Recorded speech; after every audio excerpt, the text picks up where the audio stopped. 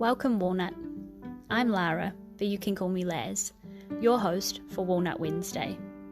This is your reminder to be brave, be yourself, and know that you can make the world a better place just by what you decide today. Here, I'm going to share my weekly walnuttings with you on a Wednesday. Hi Walnut, it is me Lazz here for another episode of Walnut Wednesday. I hope you're having a wonderful week. If you are watching this on video, I have Mr. Kevin Pugsley here as well. So if you hear any strange noises, it's probably Mr. Pug having a little snort or a snore or doing whatever Mr. Kevin feels like doing at the time. My assistant Keb. Walnut, this week I want to talk about my divine tramping experience. Lazz goes tramping. Lol. I think that's what I'll call this episode. Walnut, if you know me, you'll know that I am more of a glamper. I don't do camping, and I think I got spoiled in my time of being a travel agent and being able to stay in nicer places for the same price as sort of like not so nice, not so nice, but I digress. I just have been a little bit spoiled with accommodations and things, and I just haven't really been into camping or anything like that. I like being outside, Walnut, but I don't like being dirty, and I don't like bugs, and I don't like bug spray. You know, like bug spray and walking bare feet and stuff is all very nice, but I like it when I have a shower and have washed it off. I feel dirty. Does that kind of make sense? So it's just not my thing. It's not that I think it's gross or anything. It makes me, I will do it. I'm not 100% comfortable.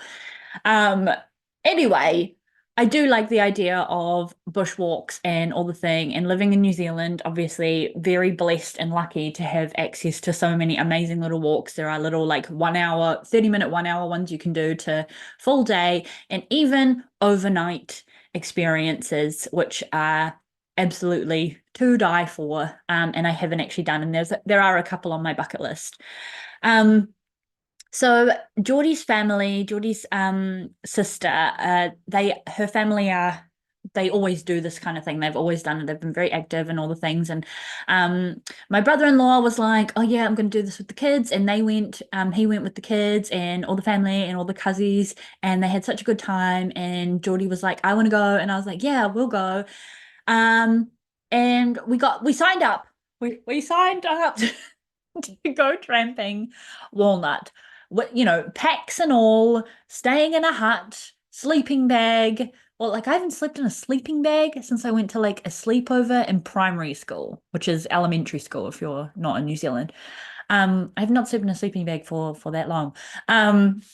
So it's kind of like laughable, like Lazz and tramping don't really go in the same sentence as much as I say, it's on my bucket list and everything. Doing something with a big pack and things, yeah, it's not it's not something you can kind of picture together.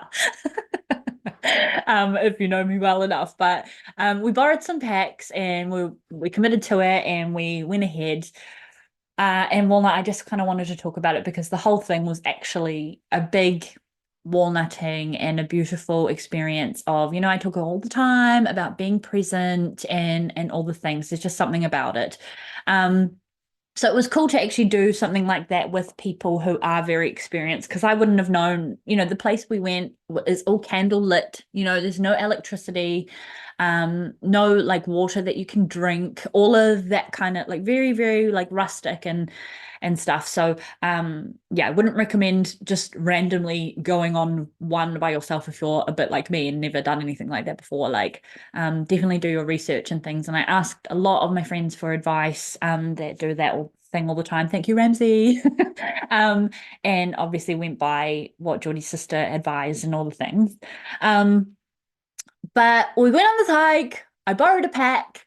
I got all packed up, got my sleeping bag in there, had my food, my snacks, all the things. And we're going on this hike, and it was absolute hell on earth. It's what I imagine going through labor might be like, Walnut, where the mother is like at the time thinking, "Oh my God, fuck this. I'm never doing this again." And then like later the like love hormones, or in my case endorphins, from everything. Was like, oh, I could do that again. Like I wouldn't do it right like this coming weekend again, but I'd definitely do it again soon. Like, that's what how it kind of was. And I feel like with like hikes and all the things you see on social, this is the thing about social media not being real, right? You see the wonderful shots of the view at the top of the mountain, sunny day, cute little Fitspo outfits with the view. You see all the highlights, but you never see like the death by uphill cardio or the soreness of your knees when you're doing like downhill or the blisters. Like, oh my God, Walnut, you should see, I still have these bloody blisters. Um, you don't get that kind of thing. And the photos that I posted on my social media were like those sort of moments of lovely background, kids hanging out at the hut, not the because you're not thinking about taking a photo or capturing a moment, you're thinking about how the hell am I gonna survive? How am I going to physically get through this? Not how is this going to look when I filter it and put it on my social media? Which, again, I feel like I can compare it to labor. Not that I have been there, but walnuts that have, let me know. Um, but Walnut, I just wanted to share that what an amazing time I really had to spend with my nephews and nieces and Geordie's family, and just how accepting everyone is of the different paces that you are. I'm someone who I learned, Walnut, that I'm just slow and steady, always at the back. I let people pass me. Geordie, on the other hand, opposite of me, he was always at the front, boosting ahead, like always having to wait for me.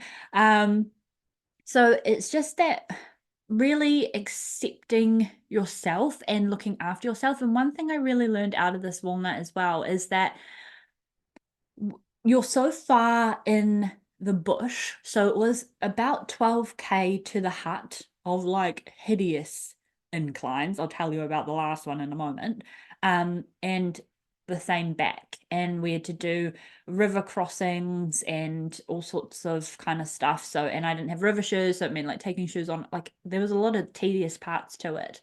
Um, but the thing of being that far out and away from help or anything, and needing to be as prepared as you kind of can, but if anything happened, it's literally my sister-in-law had like a locator beacon. It's literally get helicoptered out there or get over yourself and roll with it because there's no one to help you kind of thing.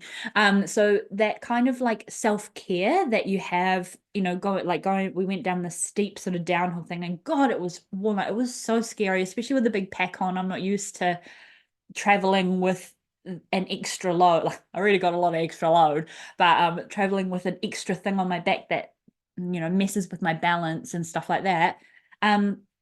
You take that extra time to look after yourself, which I thought was kind of like a nice little lesson to take back to everyday life, because you don't, that you can just call an ambulance or ring your mum or whatever.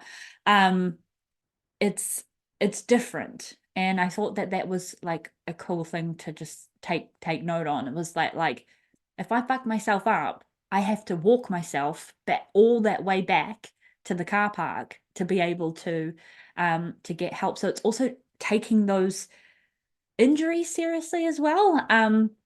My niece rolled her ankle, I think twice, or maybe it was both of them, both had done it once. And I was there for one of them where she kind of like tripped and was like, and she like had a little bit of a cry, and then just walked it off. And she was like, yeah, I just rolled my ankle, it's all right. And walked it off like a boss. But it was sort of like, I love that these girls are just so so beautiful. But they knew that as well, and they're like, early younger than teenage. Like just that knowing of, yeah, but I'm not going to get carried. No one's going to carry me out here. I have to get myself back. And it was just that kind of that reminder of of backing yourself, of looking after yourself, but that knowing that you've got yourself as well. Like that I am safe, I'm fine, I'm okay. And I'm strong and I've got this. And then like, within young kids these days, within like 10 minutes, she's walking fine again. I'm just like, oh my God, you guys, these kids blew my mind, Walnut. I have my little nephews there as well, 4 and 6. My God, I actually had to say, now remember the rules. What rules? We don't talk to Auntie Lara going uphill because they're just going blah, blah, blah, blah, blah, turning around, picking up rocks, and I'm like, I am dead. I am dying here. Um, so yeah, I had some really, really cool, wonderful moments that, it's like that, those things. It's like so personal and so divine to me. And I could share with you all you want, but it'd probably be boring to you. But that was a big lesson that I wanted to share, Walnut. And also like at the very end, so it was very like the easy bit was at the beginning and then it got hard. There was lots of cardio, there's lots of downhill, and my knees are really, I think because I still have chicken legs. I'm not still, I just have chicken legs. My knees take downhill or like running and jumping impact kind of harshly. Um, and my knees were sore. There was lots of cardio. I had to tell the kids, stop talking to me when I'm going up the hill. There was lots of moments like that. And then we got to a point where we had to do river crossings, I said, and I don't have river shoes, so I had to take my shoes on and off or try and balance on the rocks. And even doing that with a pack on, I was so out of my comfort zone, Walnut, because I didn't trust my like balancing because I wasn't used to having like this big like turtle shell on my back. Like if you push me over, I'd be stuck like a little turtle, not being able to get back up again.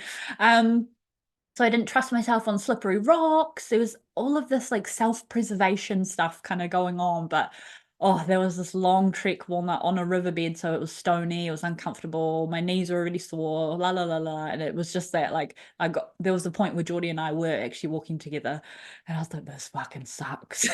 Like we were just talking about how much it sucks, and we saw sister-in-law, and she was like, look, the hut's here. We were like, oh, salvation. Like deep in the kiwi bush, like yay. And then it was a 500-meter incline with stairs, and I literally could have died then and there. Well, no, I was like, I can't do this. I cannot do this. I did it. I just breathed. It was hell. I literally got to the hut and felt like I was gonna die or just go to sleep for like 12 hours. Everything hurt. I was sore, I was stinky, I was sweaty. But that feeling of accomplishment is like no other, right, Walnut? So there's not really a moral to this story or this episode, Walnut. It is just a personal walnutting of mine. And I just wanted to share the lessons that I kind of took out of it, which is, it just made me realize the importance of looking after yourself, knowing how strong we actually are and that we can get through very hard physical things.